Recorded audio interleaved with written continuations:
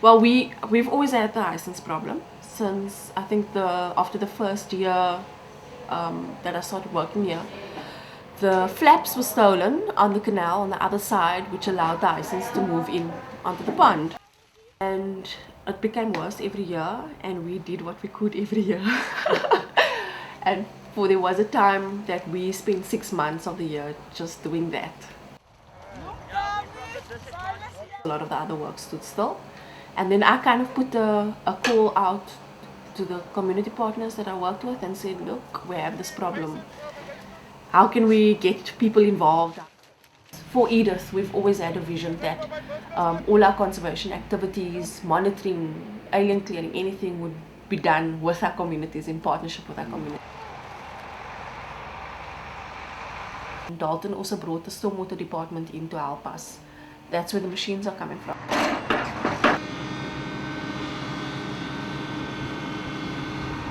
So we went out fishing. We sat in meetings with economic development. We sat in meetings with a few national government departments and who would help us employ community people to work with us.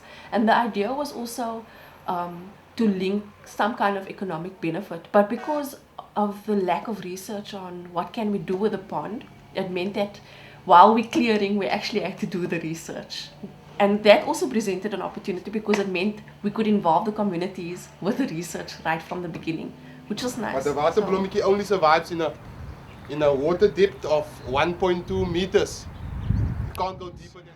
And they have actually adapted and grew much bigger than they would in their natural habitat.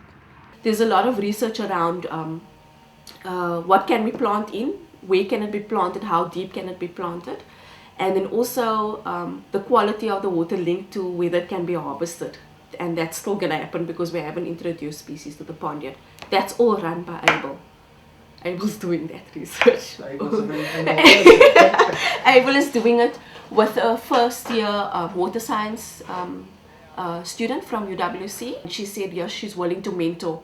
That was always the condition when we did the research, that they would the scientists would mentor a community member.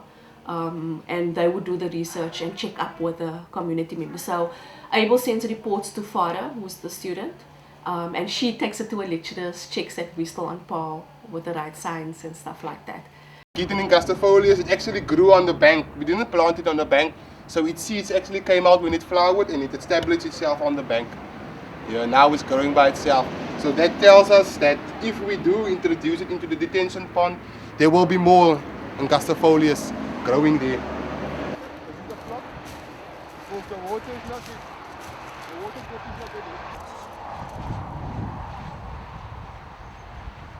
That skill, that observation skill, is a skill that is key. It's like key for research, and so and Abel's been learning that. Abel's been amazing.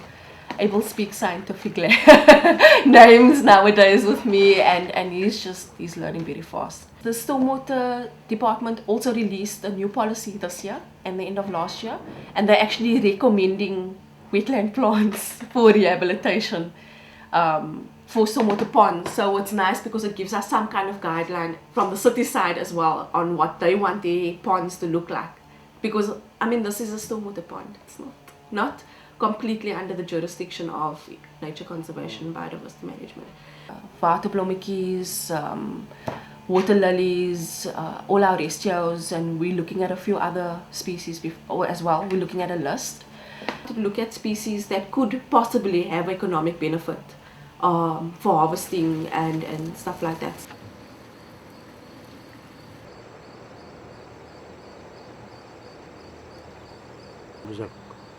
Op tydjie kan spandeer met hulle.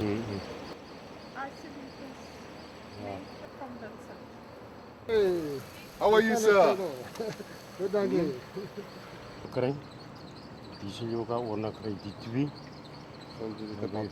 Because I think a lot of the people in the communities don't get that exposure. They don't get to see that realm, that scientific realm, what it's like to do research, what it's like to do observations. Things just happen around them.